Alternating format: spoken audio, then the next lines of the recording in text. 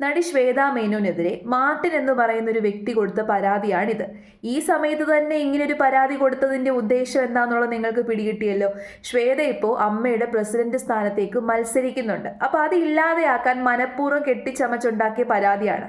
പരാതിയിൽ പറഞ്ഞിരിക്കുന്ന കാര്യങ്ങൾ മൊത്തം വാസ്തവവിരുദ്ധവും അടിസ്ഥാനരഹിതവുമാണ്.